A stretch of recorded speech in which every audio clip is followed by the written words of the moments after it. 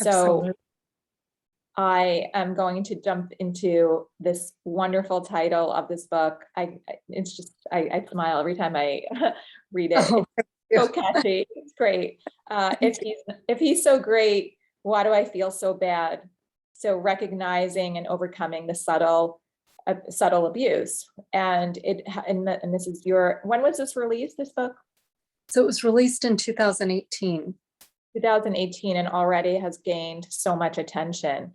Why do you think, or what's your, why do you think it gained so much attention and is, Yes, well, I think there's a huge need.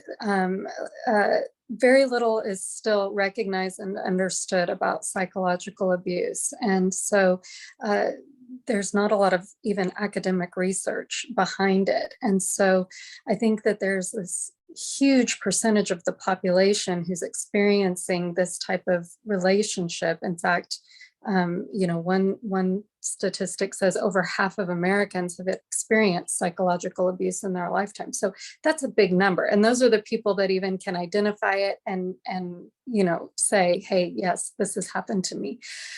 So there's a huge part of the population that has experienced this. And yet, if you don't know the warning signs to look for, and you don't know exactly what's happening to you or what's going on in the relationship that's causing you to feel so poorly, then it really it can be an isolating experience. So I think that that was the goal behind the title of the book, was to sort of help people who are not doing well in their relationship, but may not necessarily understand that it actually could be psychological abuse, and then help to support them in their journey. yeah. Can you share some of the signals of an abusive relationship? Sure, Like sure. So yeah, the early warning signs and, absolutely. So, some of the early warning signs are, a lot of times these types of personalities come on very strong in the beginning. They're often very charismatic, sort of sweep you off your feet type of thing, very attentive, and sort of give you the feeling like you're the only person in the world for them. So that's very all encompassing. It feels pretty good to most of us in the beginning.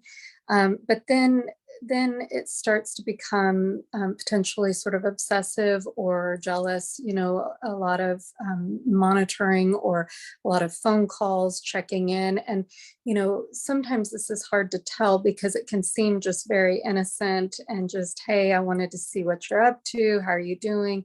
But it can actually be a way of keeping tabs on you. So, kind of the frequency of contact, and how much the person is wanting to know where you are, what you're doing. If the person is putting down your friends or family, or kind of trying to drive a wedge between you and your support systems, that's certainly something to be paying attention to. Also, if you feel like your partner isn't completely transparent with you, or it seems like they're sort of evasive in their responses, or even have a history of not being able to hold down a job, having problems in their relationships, those types of things are important to pay attention to. Also, how someone speaks about their former partner or partners. It's one thing to say, "Look, this relationship didn't work out. This was my experience."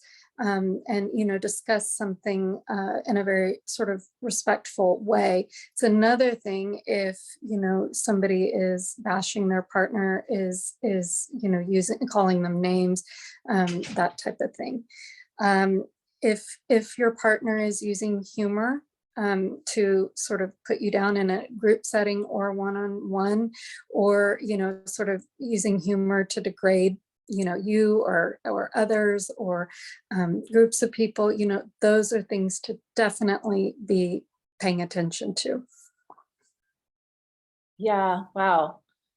So hypothetically, for somebody that is not that far along into a relationship like that, if they start to catch these little warning signs and they're like, okay, there's a red flag. I want to get out of this, or I want to catch it before it continues. What would you suggest they do to begin, like, the halt, like, Yeah. I don't want to go further into something like this. Sure, sure. Well, I think the thing is, to definitely honor those feelings and honor your intuition, because so often we override that. And especially if the person, it seems like they're okay and that this is a good relationship, or on paper it works. If you're having those internal sort of intuitive feelings that, hey, this isn't right, even if you can't quite put your finger on it, that is really important to pay attention to. So, communicating that, this relationship isn't working for me. If there's a fear around ending the relationship, certainly you always want to do it in a public place. You want to be aware of your surroundings. You want to make sure that, for the following period of time, you're not doing anything where you could be caught off guard or alone or attacked in any way. So just being, extra careful to have sort of a safety plan around ending the relationship is certainly the prudent thing to do.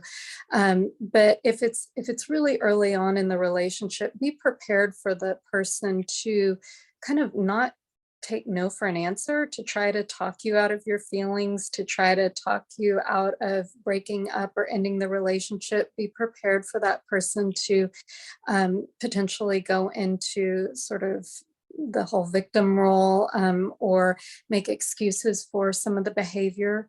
Um, these are very, very common ways that the person can kind of pull you back into the relationship and lure you back in, even when your gut is telling you that it's not a healthy relationship. Yeah. Can you just expand a little bit on the victim, how they play the victim, the abuser? Or yes, this is such a big topic, because this is a really, really powerful tool that an abuser has. And when I say the term abuser, I mean sort of any type of abuser, whether we're talking about, sort of the subtle abuse, all the way to, some pretty extreme physical violence. So playing the victim, there's this personality trait where the person does not take responsibility for their actions or their behaviors, and instead turns it around on other people, or turns it around on you, or circumstances, and they tend to be blameless. And when you're listening to someone who's kind of going through the whole victim piece, they often will cry. They often have a very sad story, maybe traumatic background, traumatic history. And so it's very, very difficult to not have empathy for that person, right? And especially if we are highly empathetic, or we are, sort of a nurturing personality type, as many women are, it's hard to not be, swayed by that, and feel sorry for the person, feel like, oh, if I could just love this person enough, or oh, this person just needs someone who really, really sees them, understands them, loves them, that type of thing. And that's how we kind of get pulled into the whole victim piece. And the other side piece to this is that, if the person is really good at being the victim, that often in the relationship will put you in the role of being the wrong party, right? And so that can make you feel really bad over time, and make you really question yourself, and feel like, you're so horrible in a relationship, and you're so lucky that this person puts up with you. Yeah, I was thinking to myself, I would assume that there was a lot of second guessing, like on for not the abuser, the I'd say the victim of the abuser, Yes. that she's always feeling, she or he is always feeling like she's doing something wrong, and it's probably her fault. And wait, am I crazy? Right. Exactly. Yeah. Exactly. Nailed it. The second guessing is extremely common, and it can be quite debilitating, because it makes you the second guessing makes you question yourself, the reality of the situation. And a manipulative abuser, and abusers are highly manipulative. I mean, it's very compelling. A lot of times they will seem very logical in their presentation, and so it's confusing. Yeah, I'd imagine that it disempowers the person